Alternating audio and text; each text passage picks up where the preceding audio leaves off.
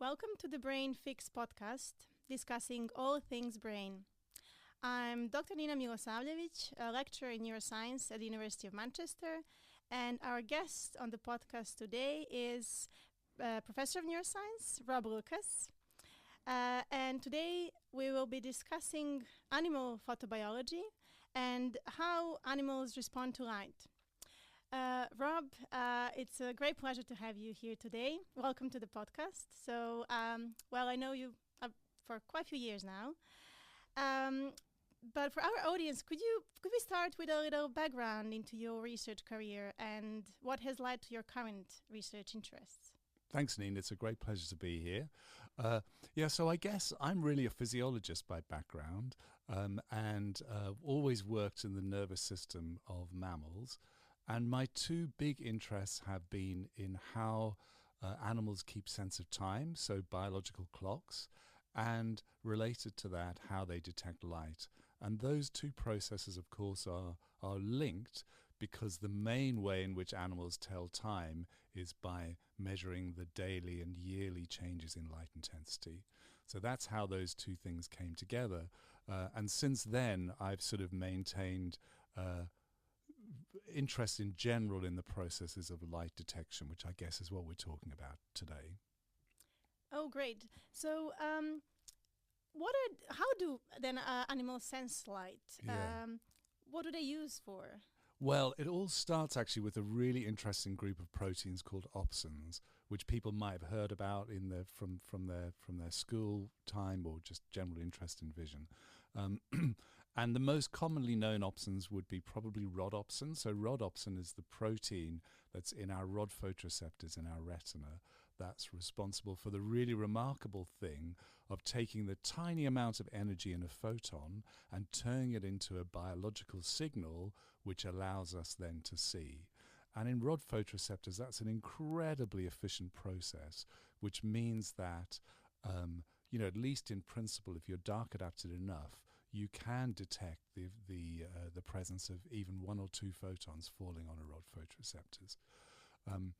So it's really a remarkable biological process which allows us incredible light sensitivity and performs that function of taking that physical energy and turning it into a neurophysiological response.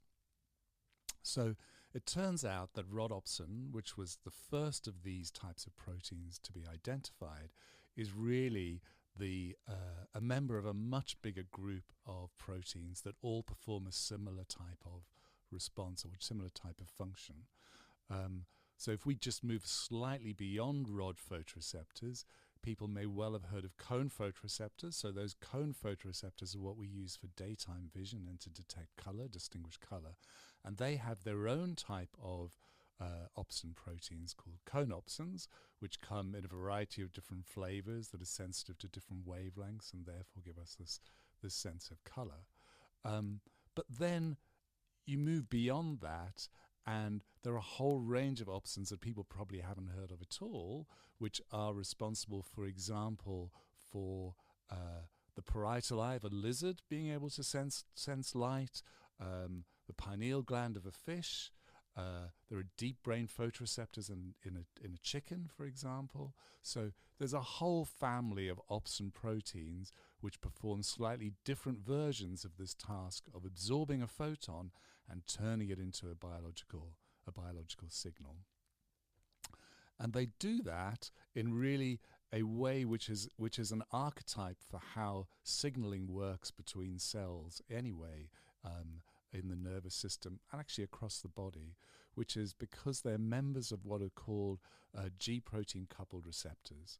So the G protein coupled receptor family are a big family of proteins which are responsible for detecting things that appear on the surface of a cell and translating that into a change in the physiology of the internal physiology of the cell. And they do that through a group of proteins called G proteins. So animal opsins, what they detect is not the appearance of a chemical on the outside of the cell, but the appearance of a photon. but the event is still the same, that they're activating G protein and therefore changing the physiology of that neuron in the case of a rod or cone photoreceptor, which then allows the signal to be propagated down through the optic nerve into the brain, and that's how we see. So it's a really beautiful example of how we can understand perception right at the very start by looking at those particular proteins and how they are changing, how they're responding to an event and changing the physiology of a single cell. Oh, that sounds very interesting. And I know you worked on a different animal opsin, your first animal opsin, and back in the days you made some important seminal findings that contributed to discovery of this animal opsin. So would you tell us more about? Yeah, so I guess you're talking about my work with melanopsin, which is yes. which over the many years has been a long-lasting interest of mine. So I said at the beginning that really what people will be aware of are the rod and cone opsins, and still, if you were to go to an undergraduate course, most places in the world, they would talk about rod and cone opsins as the opsins that are present in the human body. But it turns out that there's another opsin which is present in our retina called melanopsin, and that melanopsin provides an origin for light sensitivity which can be quite distinct from the rod and cone photoreceptors. And yes, I worked on that back in the late 90s, at a time before the human genome was sequenced, and so we didn't know what opsins were present in the human genome. But of course now it's very easy to see what's there.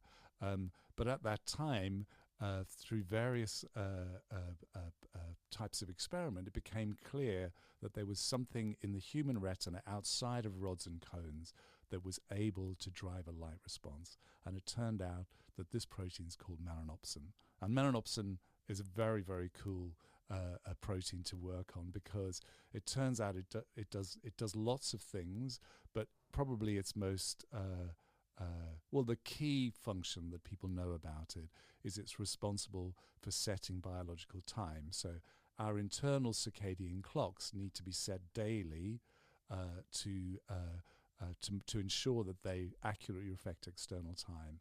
And the main mechanism that happens is by detecting the 24-hour cycle in the amount of light falling on the retina. And melanopsin's really the key protein in doing that. So it was a really a fun time. Really enjoyed it. Excellent. So it sounds like there are lots of different animal opsins around, and they're doing exciting things for detection of light and response to the light. But is there any other use for them? Can we use them for any other applications? Yeah, so that's a really, really interesting question. So, we have been working on animal opsins really just to understand animal physiology and neurophysiology, and that's an interesting enough reason to do it for me. But actually, it turns out that there's a whole branch of neuroscience research called optogenetics that people might have heard of. And this takes a really interesting idea, which is that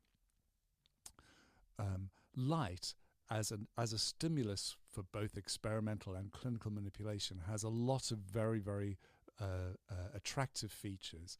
You can switch it on and off with femtosecond resolution. So unlike a drug that you might take that slowly builds up in your body and slowly dissipates, you can decide when and where you want to produce light very, very carefully. And also, you can use it to remotely address a cell type. So, for example, if you have a neuron that you want to excite, if you introduce a light-sensitive protein into that neuron, then you don't have to go anywhere near that neuron. You just shine light on it, and it can become excited. And that's how our animal photoreceptors work, after all. And so the idea of optogenetics is you can take these proteins which are light sensitive and put them in a neuron or a cell type which itself is not light sensitive, and that allows that cell then to become activated by light. Now, that's very, very widely used now in neuroscience research. It's one of the core techniques of neuroscience research, because if you have a neuron in the brain that you are interested in understanding the function of, one of the things you might want to do is to either activate it or inactivate it and see what happens. That is restricted really to non-human animals that people do this with for experimental purposes, for obvious reasons. But there are clinical conditions in which you may well want to, for therapeutic reasons, have control over cells, be able to excite them or inhibit them. And there's increasing interest in the possibility that this technique, called optogenetics, can also be brought into the clinic to help address important health needs. And animal opsins are one of the light-sensitive proteins that are really promising tools to be able to provide this light sensitivity to cells for both experimental and therapeutic reasons. That sounds very interesting. So I would imagine that potentially optogenetics can be used then for restoring vision in blind patients. Is this what you were? Yeah, so there are a number of things where people have a number of clinical applications people are looking at the moment, but definitely the one that's furthest evolved is the issue of retinal degeneration. So many people have many people who are blind have lost their sight because their rod and cone photoreceptors have become dysfunctional or degenerate. And for those people, if you could restore light sensitivity to the remaining cells in the retina, then the theory is that you could then restore a certain level of vision for these people. Now, originally, the approach to restoring that photosensitivity was to introduce an electronic array of stimulating electrodes, so that what you could do then is put this array into the eye, and then that would in turn stimulate the neurons which signal from the retina to the brain and allow a sense of vision. And it turned out that does work to a certain extent, and people have had those prostheses fitted, but there are lots of limitations with that kind of electronic stimulation. So that's where this idea of optogenetics comes in, is if you can instead use a virus to introduce a gene to those remaining neurons, and that virus can carry the gene for a light-sensitive protein like an opsin, then in principle, those remaining neurons become light sensitive, and you just shine light on the retina, and that generates a signal that can then propagate through to support vision. So there's been a lot of work on animal models of retinal degeneration establishing that principle, that indeed this optogenetic strategy can be a viable way of restoring vision, for example, in mice that have rod and cone degeneration. And now there are a number of clinical trials around the world which are going ahead trying that on human patients with this advanced rod and cone degeneration. And they're starting to provide some early evidence of clinical benefit. But I mean, I think it is important to say that this is very experimental medicine at this stage. And it's a long way off being a generally realizable therapy for people who might have trouble with vision. So I think for the community of people like that, it's really, we're at the stage where I hope it's encouraging to know that there are new ideas in this field and that people are working hard to try and realize them, but it's some way off being a widely available therapy.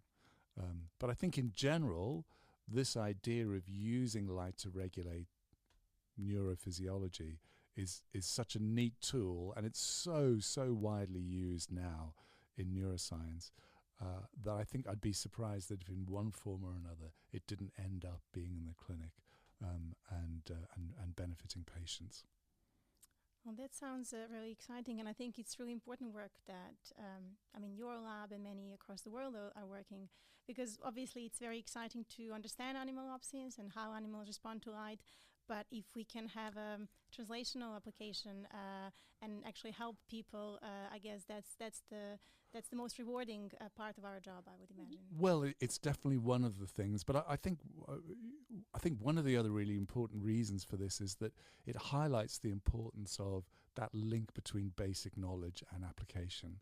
Is that there's not, these sort of new therapeutic applications, they devour basic biological knowledge. And so we have to constantly be generating new basic biological knowledge to feed that through into the process of application. And to me, this whole field of optogenetics is really a good example of a group of people just trying to understand the biological problem of light detection and finding out how that works, and then that turning out to be a really interesting technology, that it's not necessarily the motivation of those people starting to see that application, but everybody is looking for new ways of developing therapies and new ideas, and they have to come from this understanding of basic biology. So I think that's a really important point to make, is that these applications it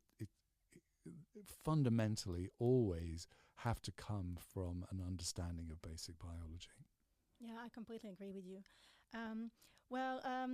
Thank you so much, Rob, for coming on the podcast today and sharing your insights. This has been the Brain Fix podcast. Any feedback on this or future content or sponsorship inquiries, please send to the DNS inbox, dns@manchester.ac.uk, with podcast in the subject line. Tune in next time for more neuroscience.